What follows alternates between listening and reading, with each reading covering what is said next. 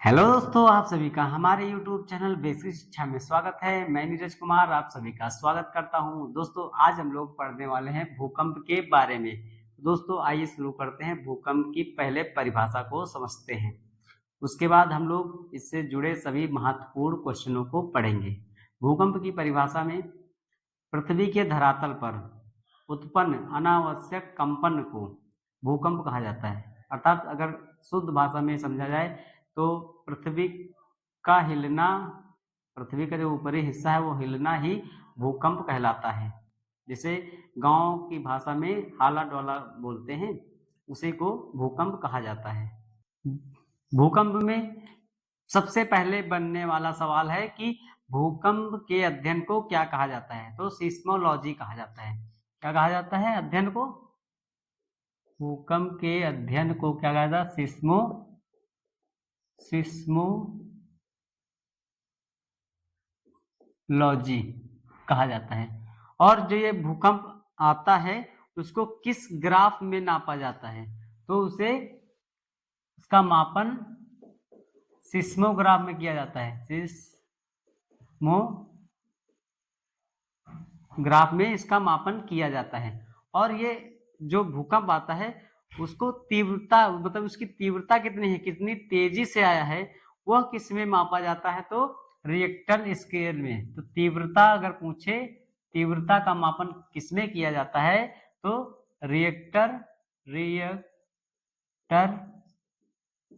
Scale में इसकी तीव्रता का मापन किया जाता है। भूकंप के अध्ययन को सिस्मोलॉजी और इसका मापन सिस्मोग्राफ में किया जाता है। और इसकी तीव्रता, स्पीड की जो मापा जाता है वो रिएक्टर स्केल में इसकी तीव्रता मापी जाती है। तो ये इससे संबंधित प्रश्न बने। अब आगे हम लोग समझते हैं कि भूकंप के कारण क्या है, भूकंप के आने के कारण क्या है। तो सबसे पहला कारण है इंसानों द्वारा पृथ्वी पर जो परीक्षण करते हैं, बम से जो पहाड़ तोड़े जाते हैं उससे भी भूकंप आते हैं। दूसरा कारण है भूस्खलन से, जो पहाड़ खिसक जाते हैं एक जगह से दूसरी जगह, उससे भी भूकंप आते हैं।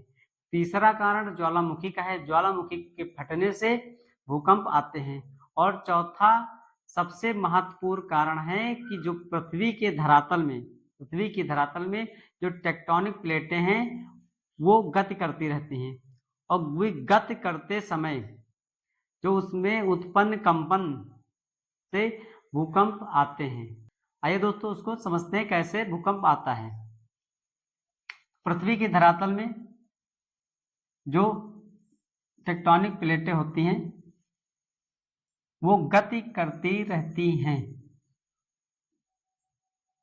जब ये प्लेटें एक दूसरे के मतलब कि बगल से निकलती हैं, एक दूसरे के अपोजिट चल जाती हैं, तब इन किनारों पर जो रगड़ होती है ना, उस के कारण भूकंप आते हैं। और यह किस गति के कारण होता है? तो रूपांतर गति के कारण होता है, जिसके कारण भूकंप आते हैं। ठीक है। और सबसे ज्यादा भूकंप प्लेटों के किनारे ही आते हैं। जब प्लेटें एक दूसरे के विपरीत जाती हैं तो किनारे पर जब ये रगड़ होती है तब ये भूकंप आते हैं, और यह रूपांतर गति के कारण आते हैं। दूसरा, जब प्लेटें एक दूसरे के विपरीत दिशा में गति करती हैं तो उस गति को क्या कहते हैं? अपसारी गति से अपसारी गति कहा जाता है। इसके द्वारा ज्वालामुखी आती है, ज्वालामुखी फटती है। तीसरे में देखते हैं, जब प्लेटें गति करते समय एक दूसरे के ऊपर चढ़ जाती हैं तो इस गति को कहते हैं अभिसारी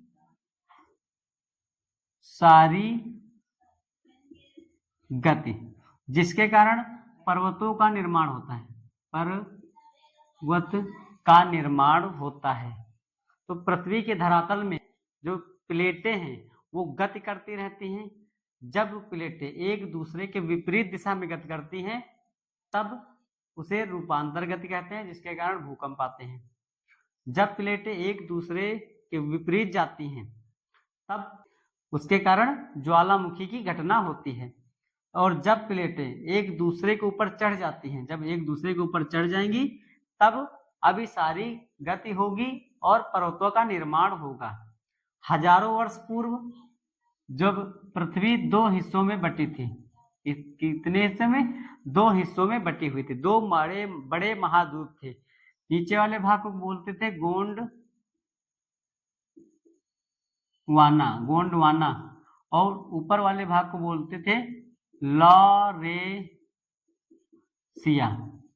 और इन प्लेटों में, क्योंकि आज जो 7 बड़े महाद्वीपों में पृथ्वी बटी हुई है, पहले सिर्फ 2 भागों में बटी थी।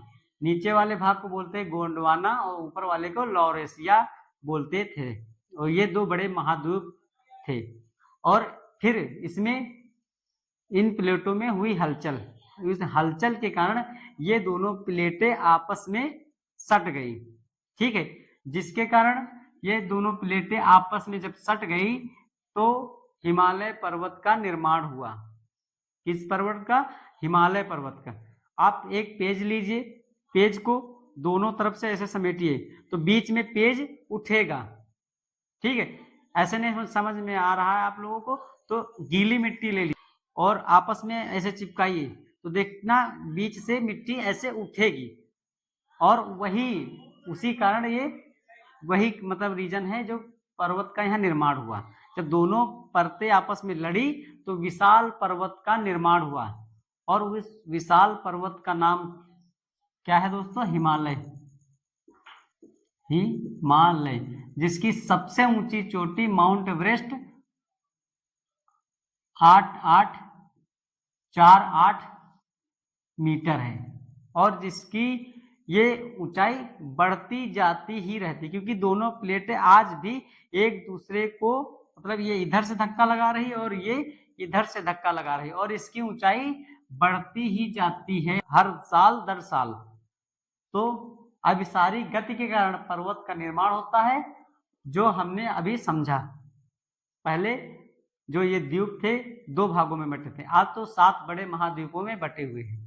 ठीक है, अब आगे हम लोग समझते हैं कि भूकंप कैसे आता है।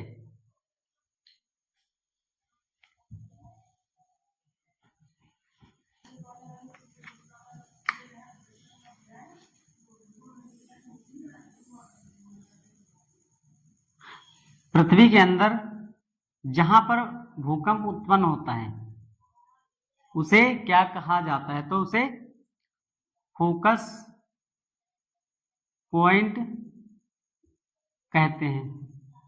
और सबसे पहले जहां पर ये महसूस किया जाता है और ये 90 अंश मतलब कि एकदम सीध में जाती है, इसकी जो वेवलेंथ है मतलब की तरंग है वो एकदम सीध में जाती है, वहां सबसे पहले महसूस किया जाता है, एकदम सीध में जाएगा।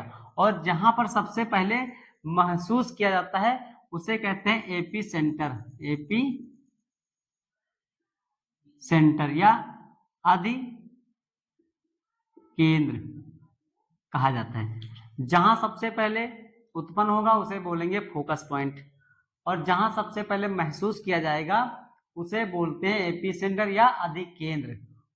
यहीं से इसकी तीव्रता बढ़ती जाती है, मतलब कि यहीं से इसकी जो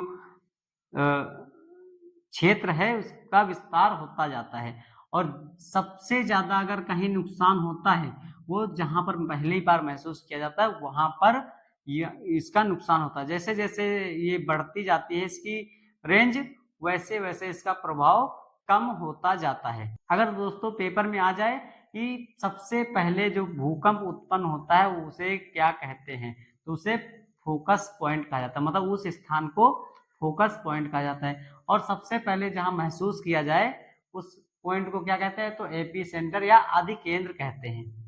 ठीक है, भूकंप जब आता है तो 3 प्रकार की तरंगे उत्पन्न होती हैं। आइए उसको समझते हैं कि वो कौन सी 3 प्रकार की तरंगे हैं।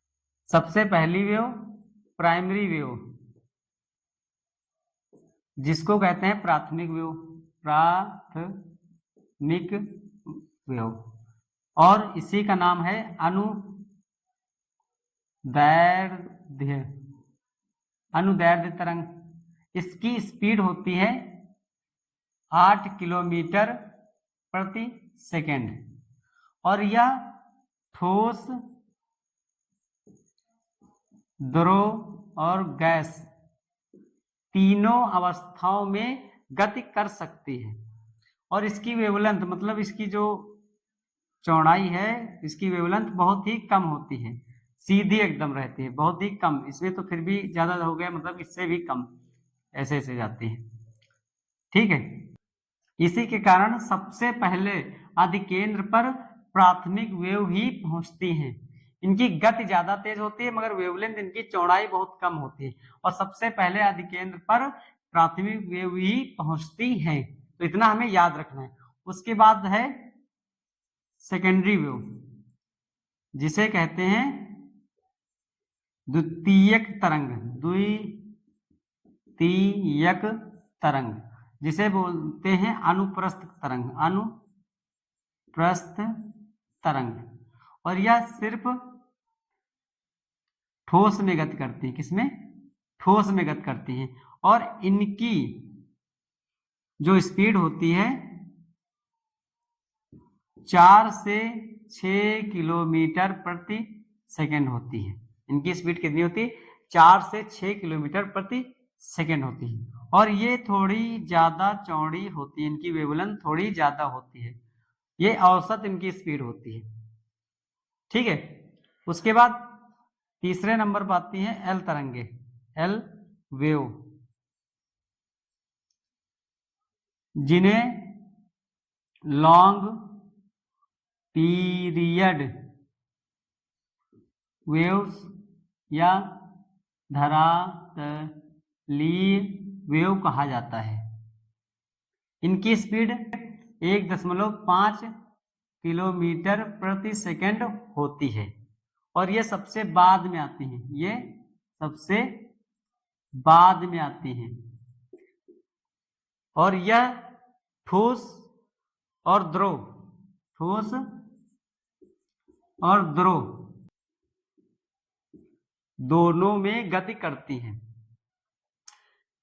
और सबसे ज्यादा विनाशकारी तरंग यही होती है।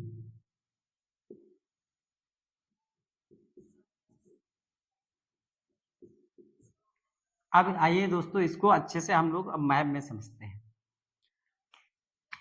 जो प्राथमिक तरंग है वह सबसे पहले यहां अधिकेंद्र में पहुंचती है, और यह ठोस, द्रव और गैस तीनों अवस्थाओं में गति कर सकती है।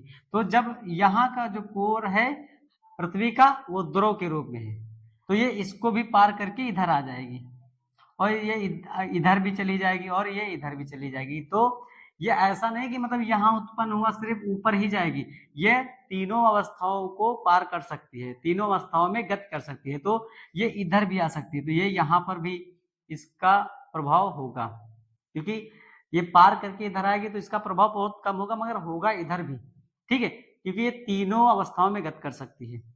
इतना हमें इससे प्राथमिक वेव से समझ में आया। अब जो द्वितीयक तरंग है वो सिर्फ ठोस में गति करती है, तो ये यहां से इधर आ नहीं पाएगा, समझ गए। द्वितीयक तरंग ये इस कोर को नहीं नांग पाएगा, तो इधर ये प्रभाव नहीं डाल पाएगी। और तृतीयक तरंग जो होती है, तीसरी जो तरंग है एल वेव्स, वो ठोस और द्रव दोनों में गति कर सकती है, तो वो भी इधर ये पार करके इधर आ जाएगी, ठीक है। सबसे पहले अधिकेंद्र पर प्राइमरी वेव पहुंचती है, और सबसे बाद में एल वेव पहुंचती है। और सबसे ज्यादा विनाशकारी अगर कोई वेव है तो वो एल वेव है, ये हमें याद रखना है, क्योंकि मैं ये कोशिश करता हूं कि एक भी क्वेश्चन छूटने ना पाए, ठीक है दोस्तों। अब इसकी जो वेवलेंथ होती है वो तीनों से ज्यादा होती है, इसीलिए ये सबसे बाद में जाती है, और सबसे ज्यादा विनाश यही एल वेव करती है। ज्यादा मतलब कि ये लंबे, मतलब कि इसके वेवलेंथ बहुत ज्यादा होती है, और सबसे बाद में आती है, इसीलिए इसकी स्पीड कम होती है। और सबसे ज्यादा विनाशकारी इसी कारण होती है, क्योंकि इसकी वेवलेंथ बहुत ज्यादा होती है। ठीक है, टी वेव की सबसे कम, उससे ज्यादा हल्की, थोड़ा ज्यादा एस वेव की, और सबसे ज्यादा वेवलेंथ एल वेव की होती है, इसीलिए सबसे ज्यादा विनाशकारी वेव कहा जाता है। भूकंप आने से पहले वायुमंडल में रेडॉन गैस की मात्रा बढ़ जाती है। ये भी 1 नंबर का पूछा जाता है, बहुत ही महत्वपूर्ण है। वायुमंडल में कौन सी गैस की मात्रा बढ़ जाती है? तो रेडॉन गैस की मात्रा वायुमंडल में बढ़ जाती है। अब आगे हम लोग पढ़ते हैं कि सबसे ज्यादा जो भूकंप हैं वो किस क्षेत्र में आते हैं। तो प्रशांत महासागर के जो पेटी, प्रशांत महासागरीय पेटी, जिसे सरकमपेसिफिक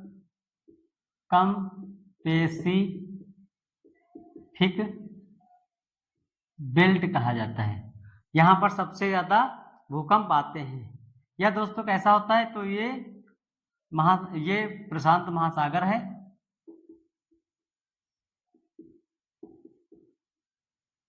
और इसके किनारे जो देश स्थित हैं वहां पर सबसे ज्यादा भूकंप और ज्वालामुखी दोनों आते हैं। ये दोनों ही यहाँ पर आते हैं, ज्वालामुखी भी और भूकंप सबसे ज्यादा यहाँ पर आते हैं, जिसे बोला जाता है रिंग ऑफ फायर, हिंदी में अग्नि वलय कहा जाता है। यहाँ पर 63% भूकंप आते हैं। ठीक है दोस्तों, तो सबसे ज्यादा भूकंप कहाँ आते हैं, भूकंप और ज्वालामुखी? तो प्रशांत महासागरीय पेटी सरकम पैसिफिक बेल्ट में आते हैं, जहां पर 63% भूकंप आते हैं। यह प्रशांत महासागर के किनारे स्थित देशों में जो किनारा होता है वहां पर आता है, जिसे रिंग ऑफ फायर कहते हैं और अग्नि वलय कहा जाता है। आशा करता हूँ आप लोगों को अच्छे से समझ में आया होगा। धन्यवाद दोस्तों।